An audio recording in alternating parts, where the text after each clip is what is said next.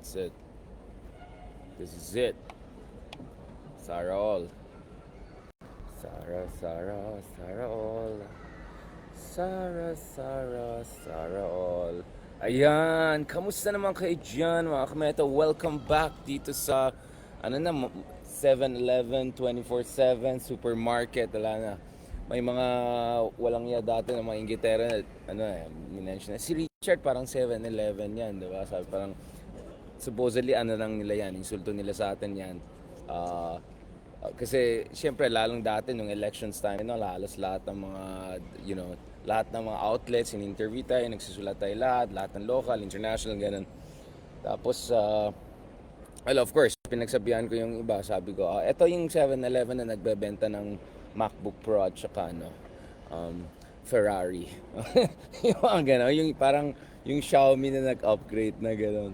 Pero ngayon, medyo talaga mukhang 7-Eleven na tayo dahil kahit anong time zones natin mga kameta, oo, kahit marami tayong mga haters, tuloy-tuloy pa rin yung pagmamahal natin sa mga followers natin na dumadami all around the world. And of course, pansin natin no, dito sa platforms natin, mga followers natin, talagang different time zones. No? Obviously, primarily, Pilipinas yung mga followers natin. But I'm very glad to see that we have more and more followers. So, nakita man nila nagla-live tayo. But I'm glad that more and more people are saying na yung followers natin ay very diversified. No? So kahit anong 1 AM na natin ngayon sa Pilipinas, sabi ko tuloy pa rin natin ito kasi ano lang natin dito, marhaba, wassalamualaikum. Hindi rin naman tayo sa Abu Dhabi. Catch up naman dito ng konti with this part of the world. Ayan, nag-feeling naman. Ito guys, let's talk about this. So a while ago, habang lumilipat tayo, kakatapos lang ni Marcos kasi yung kanyang State of the Nation address.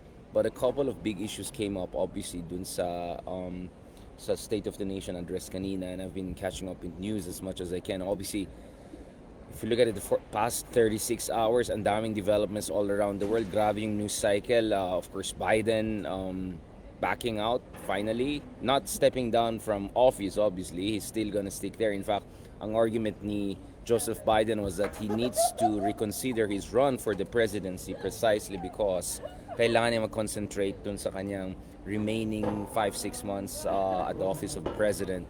Now, obviously, yun yung nag-risk sa kanya because in his effort to prove na he's fit for office and he can make it for another 4 years after next year, he actually exposed himself to criticism of his, agility, mental acuity, and competence to handle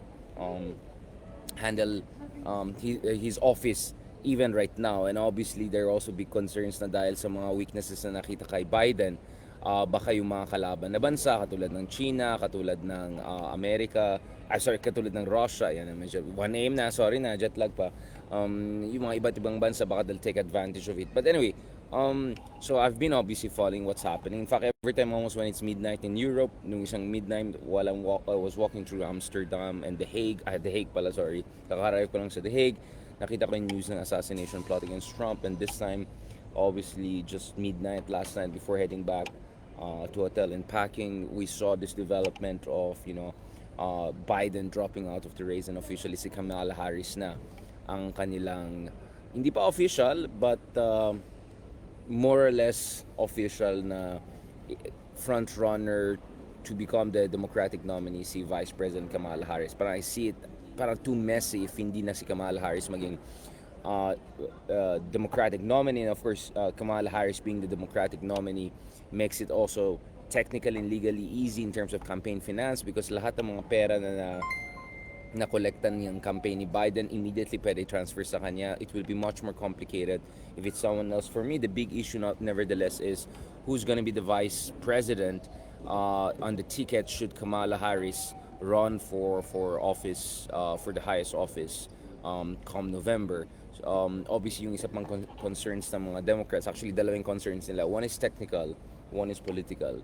On the technical side, if medyo late sila pumasok sa race in terms of finalizing sino talaga sa kanilang sasali dito sa laban kay Trump.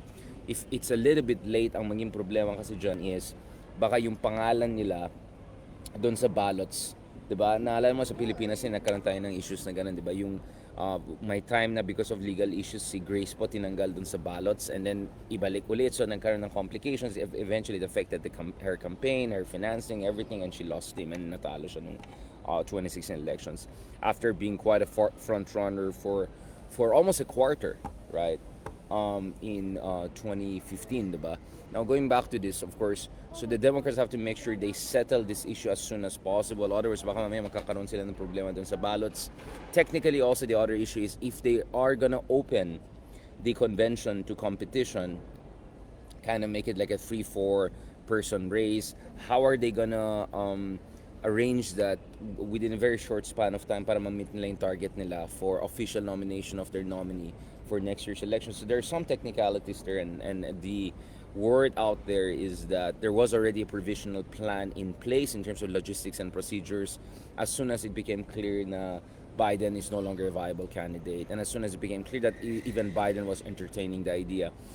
As many people who know Biden very well correctly predicted, hindi siya makinig sa'yo if it looks like binuli lang siya.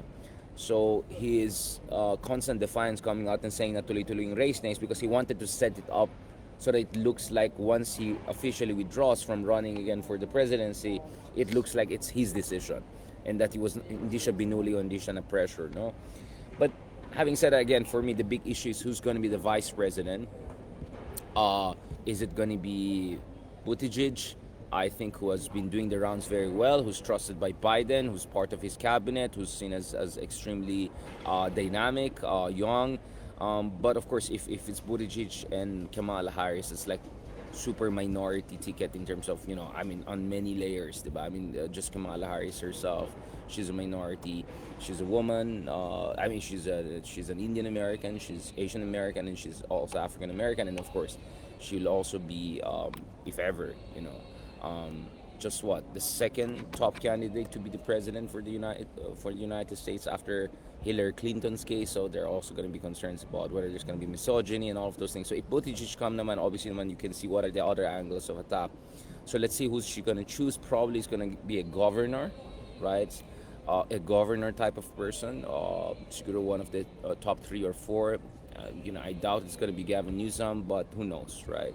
So that's also what matters and what we're going to look at in the coming days. Now, balikan natin ang Pilipinas, because in the Philippines also a lot has been going on.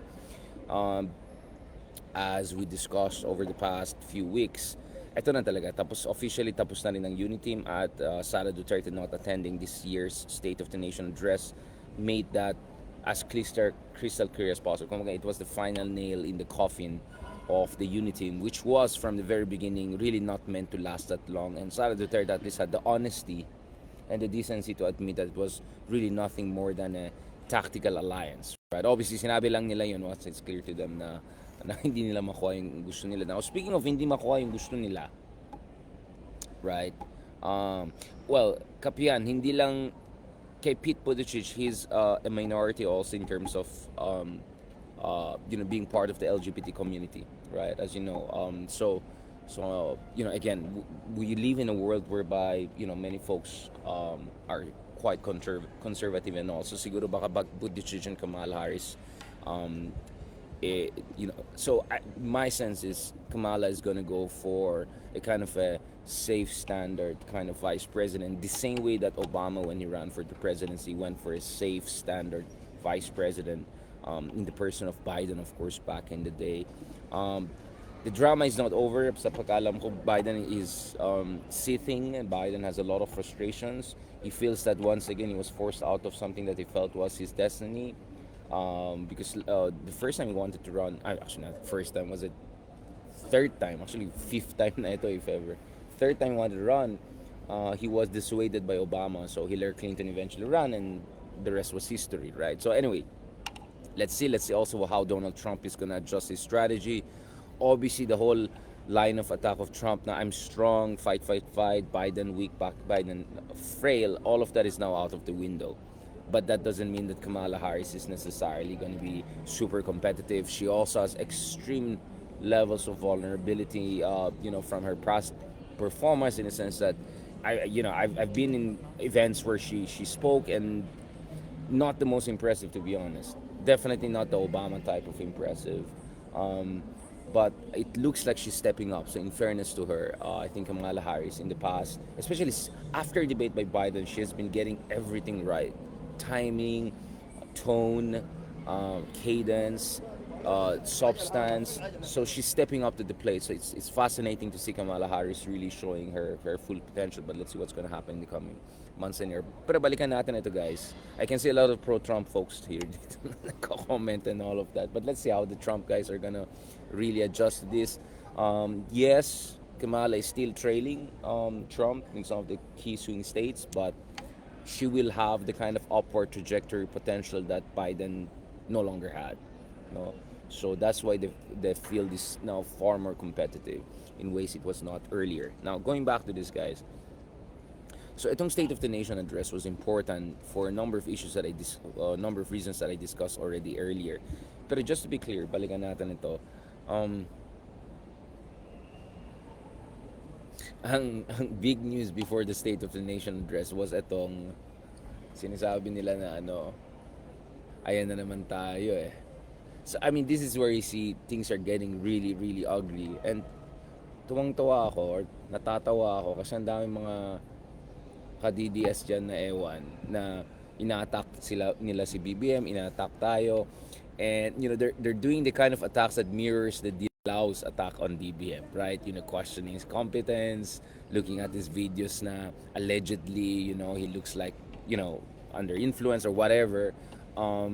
And all of the kind of attacks that you would hear back in the day from the opposition, genuine opposition, real opposition. Now you're seeing DDS people are doing that, and then they're trying to also deploy that against us, just because, it looks like, the Dutertes are positioning themselves as the only supposed opposition. So everyone else, they're trying to say, lahat kayo unit team ni BBM, something like that. When in fact, what people don't realize is that in these elections in 2025, we have actually not one, but three different opposition groups.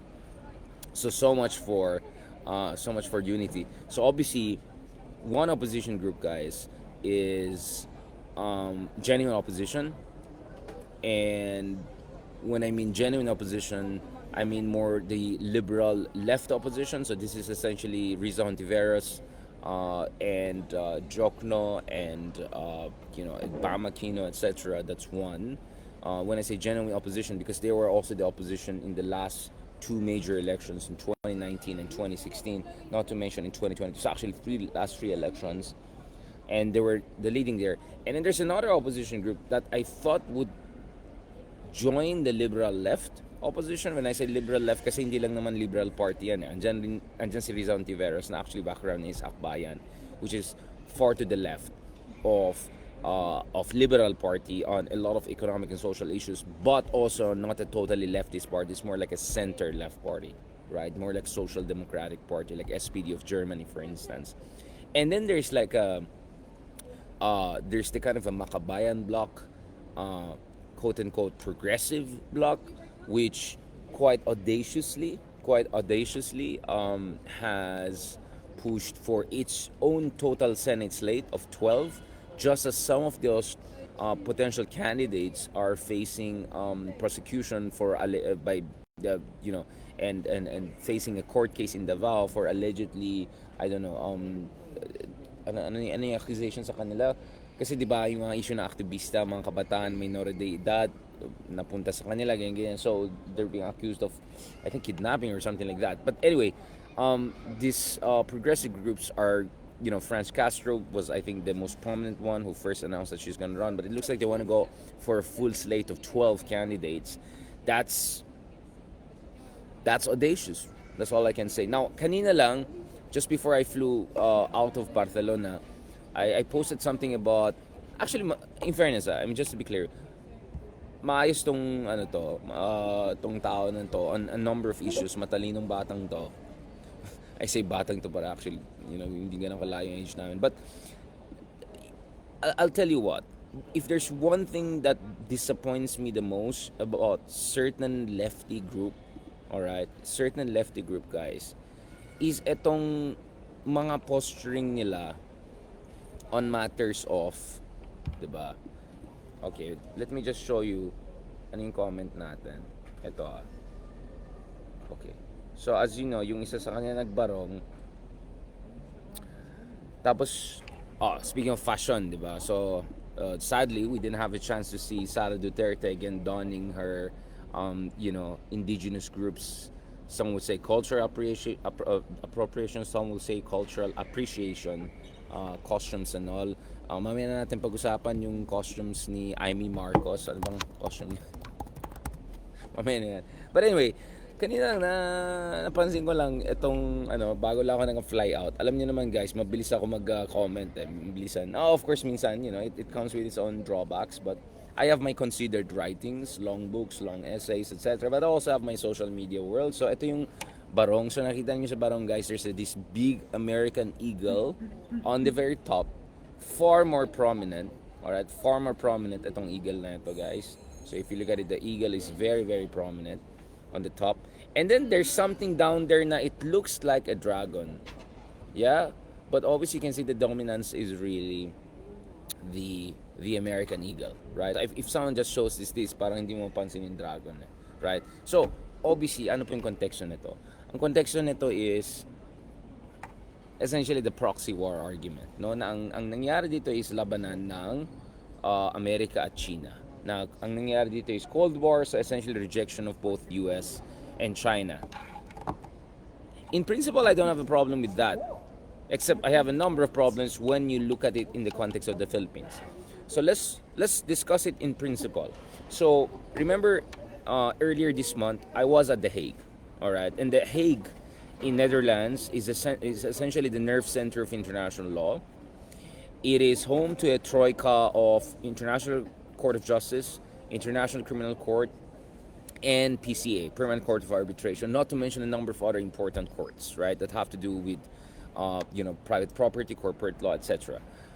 But speaking of the Troika, and speaking of Hague, there have been a number of court cases whereby both US and China lost. And in both cases, both superpowers rejected the ruling. The US case was, with Iran. Iran filed a case against US saying that the sanctions by US violated a certain peace treaty that they had back in the day, when the two countries were not necessarily the enemies that they are today. If I'm not mistaken, the US lost that case at its irrelevant provisions. And then, of course, in the case of the Philippines, we won against China dun sa West Philippine Sea issue, diba? And then there are other cases. As you can see, there's an ICJ case right now, International Court of Justice case, on the war in Gaza. And the United States has openly questioned that. ICC earlier, Karim Khan, the chief prosecutor, also suggested, actually recommended warrants of arrest, including for heads of, the government in Israel. And the U.S. also questioned that. In fact, the U.S. in the past has also harassed, especially under the Trump administration, ICC judges, among others. So, yes, in principle, you can make an argument that both superpowers have their tendency to see themselves above international law. Not to mention the United States Senate has refused to ratify the United Nations Convention of the Sea. We can also talk about, for instance, U.S. interventions in the Middle East, the war in Afghanistan, the war in Iraq, among others. All of these things that I have discussed in my works, in our vlogs, in my interviews, among others, and I'm quite critical, especially withdrawal from Afghanistan. I think anyone with a sound mind knows that the war in Iraq was completely wrong, illegal, and so many people unnecessarily suffered. Although, of course, many would say good riddance to horrible dictators like Saddam, but that doesn't justify going just invading country based on some mumbo jumbo. So I can talk about a lot of things that I find problematic with American foreign policy. And guess what? I had Republicans and Democrats and independents on my shows, among others, who also criticized the war in Iraq, including some top Republicans who could end up in very senior positions. So you can check them on my TV show, for instance, on One News View from Manila, among others. So, yes, in principle, you can say that image is correct to the degree that we're talking about the clash between two superpowers again, right? Nevertheless, ang problema ko kasi dito is the framing of the issue is so out of date. Now, I said something like 1960s, I could have said 1990s, 90s, but ang problema kasi is this. So I just came from España. And España is under a socialist government, technically speaking, right? Of Pedro Sanchez, right? But this is a socialist government that has supported Ukraine through and through because no matter what excuse Putin wants to use, illegal yung invasion of a smaller neighboring country. Whatever mumbo jumbo excuse Putin wants to make, oh, NATO expansion this, NATO that, that doesn't justify the full scale invasion and the failed invasion that they have of Ukraine, and not to mention their continued occupation of provinces and huge swaths of land that used to be part of independent Ukraine following the collapse of the Soviet Union. Now, at the same time, this socialist government in España also supported the creation of an independent Palestinian state, and they recognized Palestine as an independent entity, which clearly, of course, didn't sit well, with the other side of this conflict, and not to mention with the United States, among others. So if you look at the positioning of the leftist socialist government in España, they always stand with the underdogs. They always stand with who they believe is at the receiving end of power, right? Now, the problem I see with a lot of palefty or supposed lefty groups is that because they hate so much the West, because they're so angry at the US empire, whatever you want to call it, they end up in a trap. And that trap is, look at, for instance, their positioning on Ukraine. A lot of these leftist people have, in my opinion, deplorable take on Ukraine, essentially apologizing for Putin. It's pathetic. It's pathetic. It's morally condemnable, and it's intellectually poor. All right. I also have an issue with a lot of these supposedly leftist people not taking a tough stance, for instance, on China's threat of invasion against Taiwan. But obviously, as a Pinoy, ang pinaka-issue ko dito, guys, is that a lot of this supposed leftist group, unlike genuine progressive leftists like in Spain or Ireland or Norway, for instance, and Scandinavian countries, what happens here is that they're making it look, and essentially their line of argument is very similar to Duterte and the Makapili people, which is, they're not Makapili, but their line of argument, diba, is quite similar. It echoes that. Essentially, they're saying that ang nangyari sa West Philippine Sea ay essentially away ng mga higanteng bansa, so we just have to keep out of it. And I have a whole range of problems with that argument. All right. First of all, pwede natin pag-usapan American colonial period in the Philippines. Oh yes, it was colonial period. The horrible things they did 100 years ago, Palangiga. We can talk about American bases back during the Marcos period, Cold War period, abuses that happened. We can talk about VFA, blah, blah. Sure. But there's no moral equivalence between a problematic alliance, all right, on one hand, and what many see as an effective and creeping invasion of Philippine waters. Not to mention yung kinakawawa yung mga mangingisda natin, muntik pinatay yung mga mangingisda natin dun sa Gemver, nung sa Reed Bank, kung ano nung ginagawa sa atin, na muntik pinatay pa yung mga naval officers natin the other month, dyan sa Ayungin Shoal. So, these two are very different issues.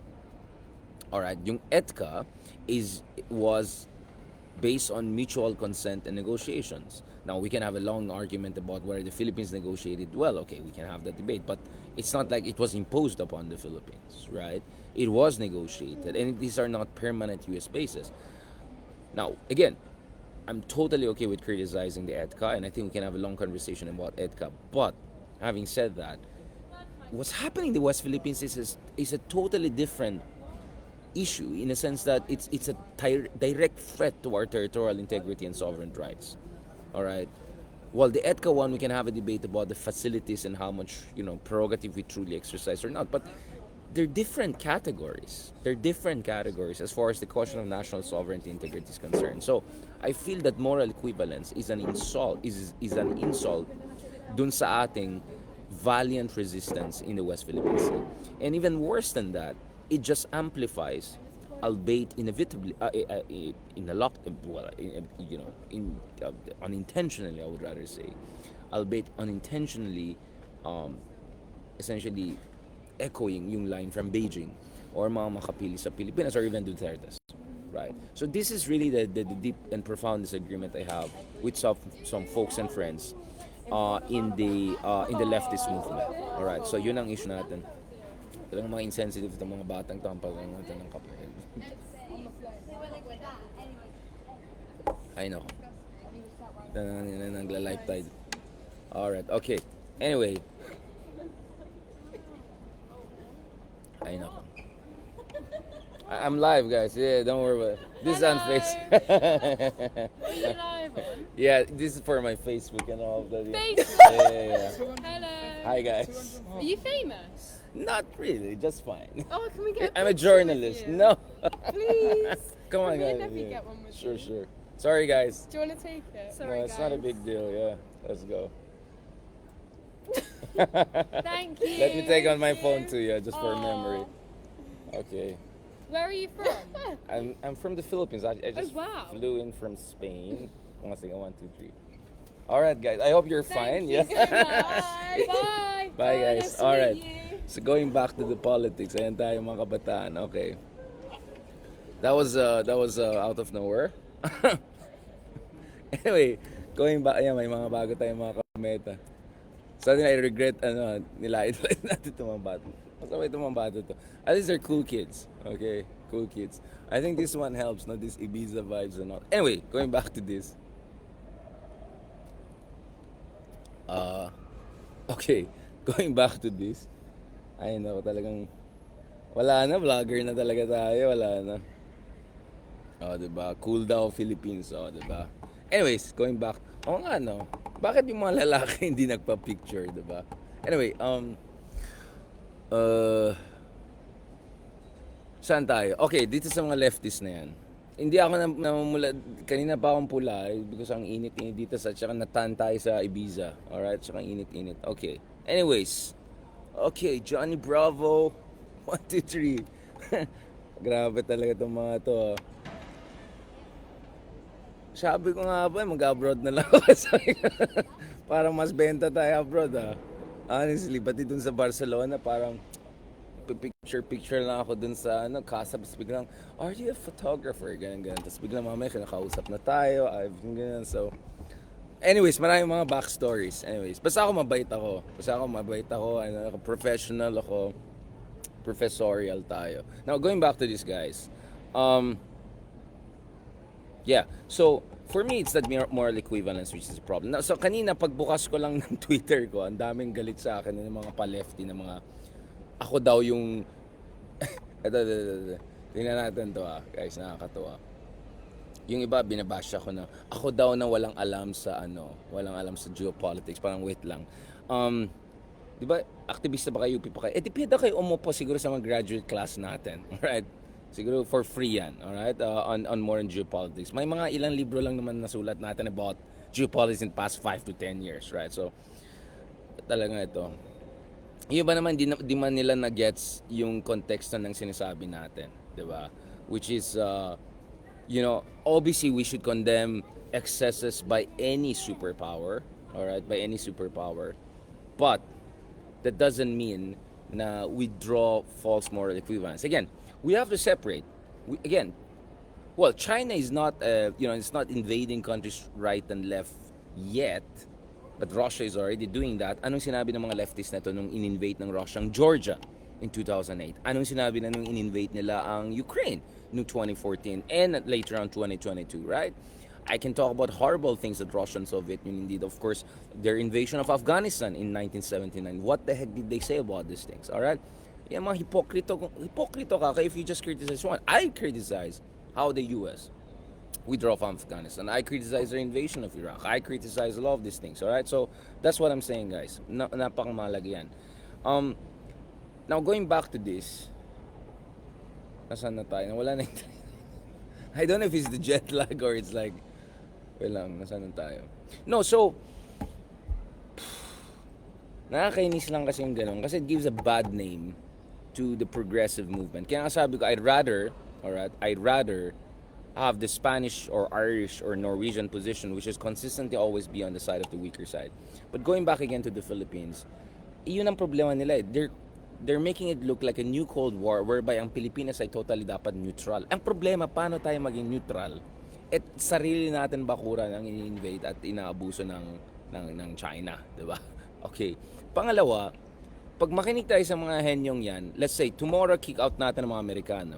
Or tomorrow na pala sa Pilipinas, okay. Okay, tomorrow my time, palisin natin ng mga Amerikano. Let's say, call it quits, magtatay Digong. Although si Digong kasi performative lang, pakit lang, pero duwag, di na naman niya gawa. Dami niyang sinabi sa US, di rin naman niya gawa. But let's say for some reason, you think China will be nice to us and next? Of course, they're gonna say nice things initially if we get rid of it. But you think they will treat us well in the West Philippines? You think they're gonna give up their claims on the West Philippines? You think yung mga pinagagawa nila na kabulian dyan? Look at what China is doing to Vietnam or Indonesia or other countries who have no U.S. alliances. How they're badly treated and all of that. So. And then this argument now we have to build up our own defensive capabilities. Absolutely. I believe in building up our defensive capabilities. But it will take 5 to 10 to 20 years. And without any superpower ally, you're going to be super vulnerable in the next, forget about 10 years, you're going to be vulnerable in the next 6 days, 3 days, 24 hours, right? So there's a lot of impracticality. Kaya sabi ko, ayoko na mas slogan ni Ring. Nevertheless, I agree again in principle. Now, we have to criticize all superpowers, including our allies, when they're doing something wrong. I also agree that we have to make sure na at the end of the day, we protect our own national interests. But what I don't like is framing an issue as if we're still in the 1960s and 70s. Anyway, sorry, medyo mahabang intervention ko on issue na ito kasi ang dami palang nag-react. And you know, people know me. I am a sovereign mind. I criticize BBM side, I criticize DDS side, I criticize leftist sides, I criticize liberal sides. I have my own mind, guys. Alright, so naka 200,000 views so far itong post na ito. So it looks like people are paying attention. But like, yuck. I mean, I'm not like yung mga ibang vlogger na or yung mga pa-intellectual na, oh, I posted something on Twitter, got them, 500,000 views. That's not a indication of importance. What I'm saying is that, unfortunately, yun lang na-post ko before I left. And I felt it's a very important issue. Kasi talaga dapat pag-usapan natin na mabuti. What is a truly patriotic and progressive position in the West Philippine Sea? I think I'm the one who's trying to chart that course, and I think Ronald Llamas and the real biggest are, diba, among others, we're trying to chart a true patriotic, progressive, and also pragmatic approach to West Philippine Sea, which takes current geopolitical realities into position. So dun sa mga dun sa mga henyo na nagsabi, ay, kayo po ay pro ganyan. Dude, I've written more stuff against American foreign policy and what they have done in Middle East, etc. On the WikiLeaks issue, and I've written for progressive outlets right and left. So please lang, all right. Oh, by the way, may invitation pa ako sa China TV, and I get invitations on Russian TV and Turkish TV and other TVs na hindi necessarily fan. Oh, yun, oh. Okay. Yun lang. Sorry, may nauna pala sila na kong guest. Alright. Wait lang. Hindi man lang naginta ng isang oras itong mga walang yan to. Anyway, time ba ako nagplan?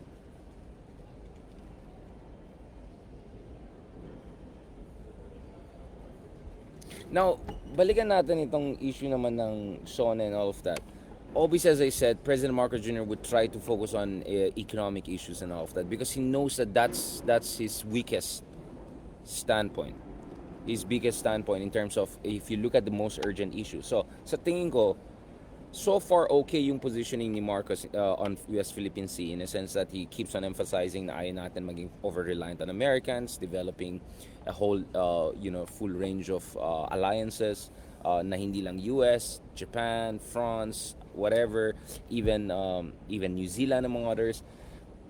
But nevertheless, hindi kasi most urgent issue ang West Philippine Sea. Even if people care about it, it's not the most urgent issue. Kaya inflation is a very most urgent issue, and he has a negative 70 plus approval rating on that. And as I said, precisely because Sara Duterte is not part of admin and she never handled any economic issues dahil DepEd secretary siya, that actually helped her. And that explains bakit ang taas ng number niya. Now, uh, going back to this, guys, in the case of the Philippines, I'm sorry, in the case of, wag kayong magulo, okay? Of course, I said I'm from the Philippines. Great na, ang ganda ng discussion natin at nagwaw pa sila kagad ng Philippines. O, di ba? Represent tayo, guys, in the best way possible. Para sabi nila yung mga Filipino vloggers ay mga cool dudes. Anyways, going back to this. Ano ulit yan?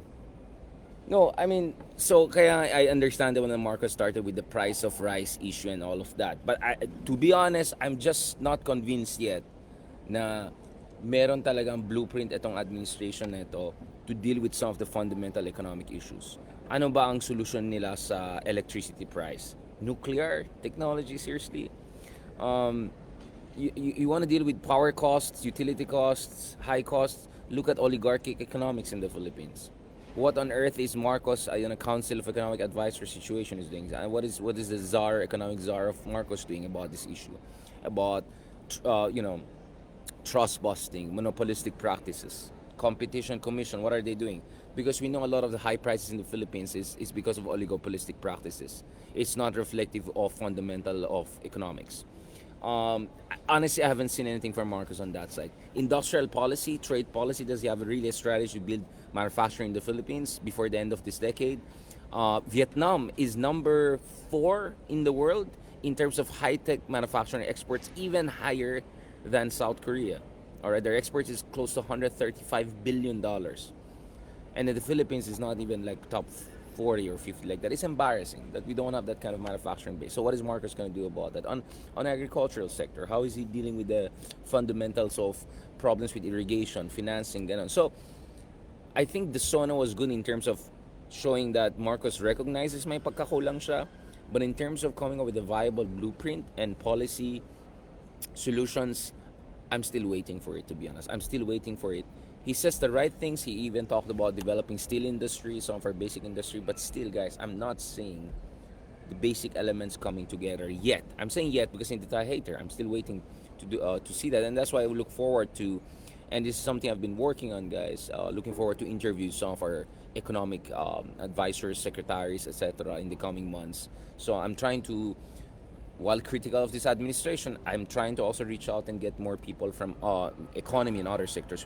I have had a lot of guests from National Security Council, from Coast Guard, Navy on my shows, but I want to get also more economics guys to come in so that we can talk about that. The Again, on West Philippine Sea, Marcos just reiterated essentially his position. We will not yield, but we're open to diplomacy. I think that was good. I think we just have to continue on that front. And then on POGO, I think in fairness to Marcos Jr., he chose the right timing. I think all of the elements came together, and it was absolutely the correct choice by President Marcos Jr. to call for the end of POGO. This was a difficult issue dahil alam natin na, alam mo naman, diba? Mga POGO, diba?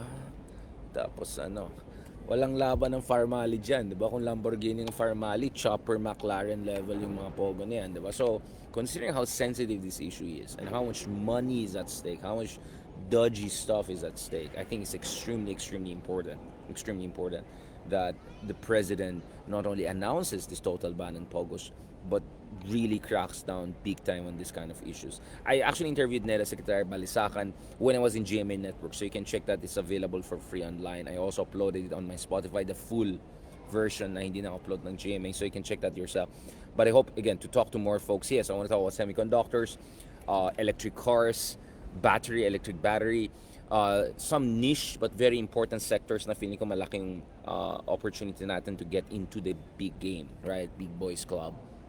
Maybe not as the biggest member, but at least as a new member and an important member. But going back to this, I think the POGO issue was important. And kung mapansin niyo dun sa interview natin with Justice Carpio the other day, three days ago when I think I was still in Ibiza last Friday, it looks like he was very optimistic na yung letter nila na sinulat nila kay BBM calling for the ban of POGO. They felt, I think they met President Marcos. They felt that there was a lot of receptiveness. So let's see how in the coming days and months this POGO issue is going to be dealt with. But just to be clear, just to be clear about this, guys, mahalaga talaga ito, guys. This is extremely, extremely important.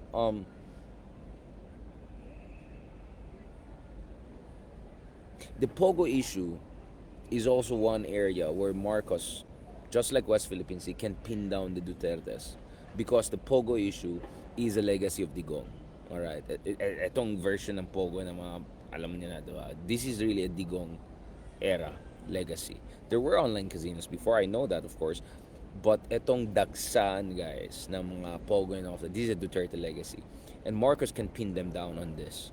Because kasalanan ni Duterte talaga yan. Nakapasok lahat ng mga fake mayors na to, fake Filipinos na to, mga sindikato, mga drug dealers, kung ano mga kalokohan yan.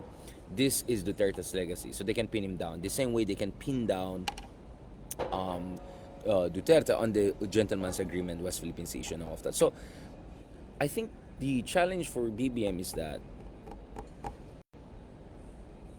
he has to really combine defense and offense.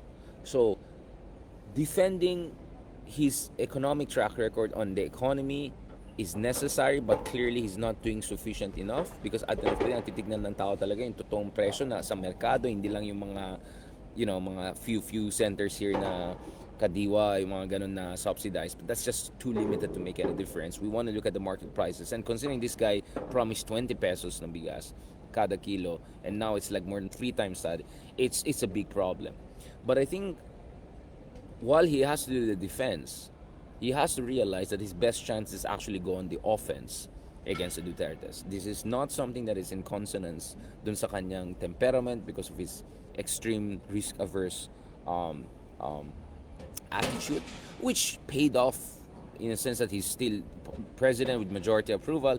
But I think now he has to really go on offense because if he's just gonna be in defense, mabubugbog talaga siya.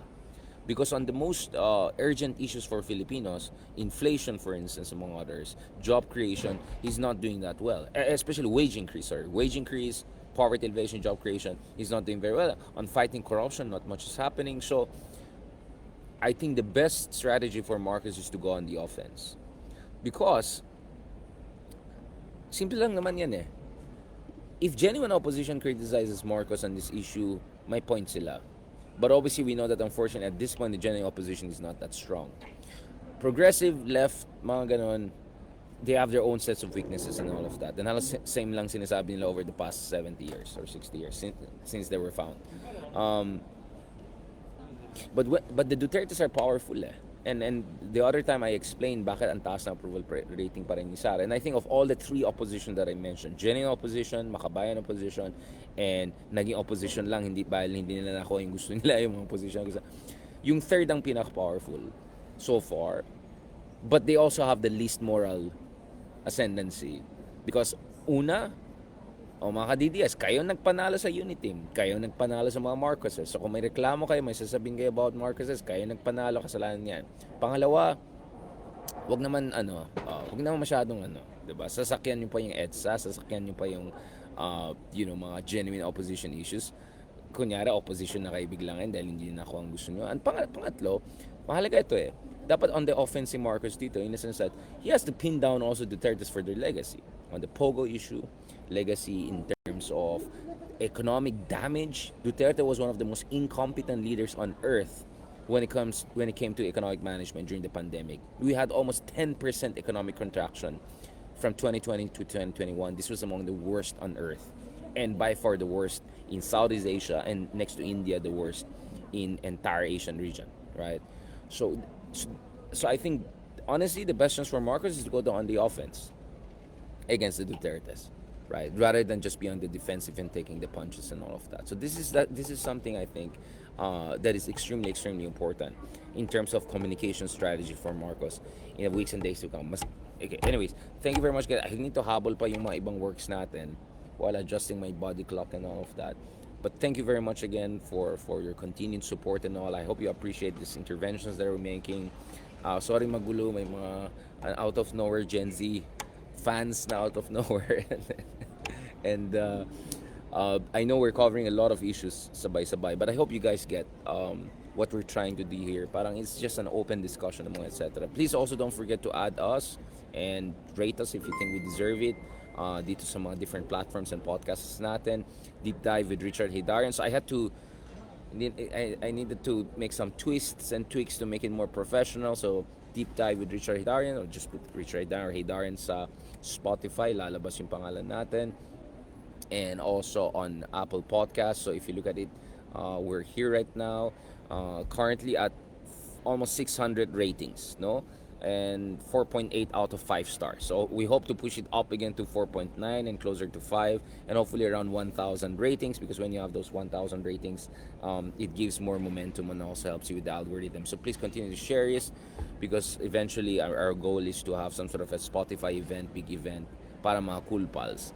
Thank you also sa mga cool pals natin for reaching out. Unfortunately, I was not able to join you guys this week because of I'll be out of town until almost the end of this month. But I'm looking forward to meeting folks from the cultural comedy scene. Please check out my interview with Red Oliero. It's for free on YouTube. You can check that. I think there was a TikTok version made out of that. I also posted some of the highlights. I also look forward to joining the Cool Pals folks.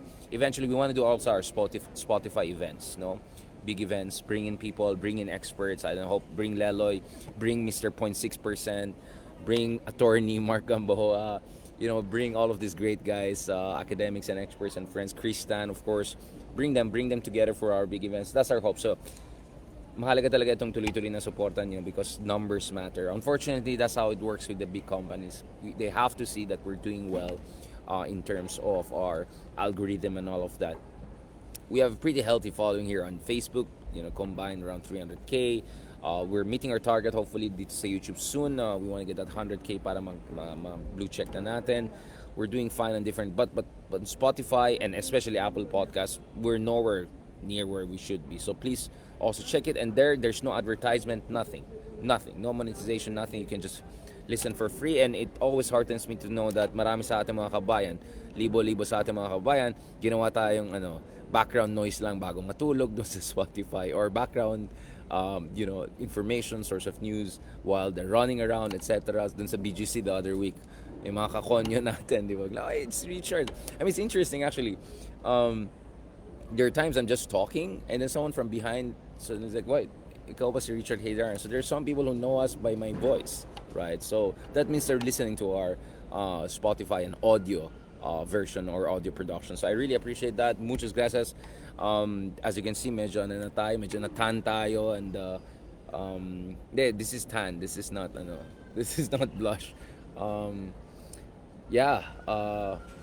I love Spain. It's a beautiful place. I really appreciate it. As a Filipino, I really feel at home, and of all Western countries, I think US obviously it's very close to our heart culturally, California, etc., family, etc., given yan. But what I love about Spain, España, is that kahit hindi ganun kaganda yung Espanyol mo, kahit medyo baluktad katulad natin, you can get away, and they're very appreciative. And Barcelona is gorgeous. Ibiza is lovely. Madrid is just majestic. There's just so much that España can offer, and it's not that expensive, and it's not paposh masyado. So on that note, thank you very much. Maraming salamat, and yes, please continue to support us, and thank you dun sa mga nag-subscribe na, nag-rate na, but please ask other folks. They're not gonna regret it. I mean, they're free to skip some of our discussions, etc., whatever. But please, don't hesitate to share and support us. On that note, thank you very much. Muchas gracias. Hasta pronto. Talk to you guys soon.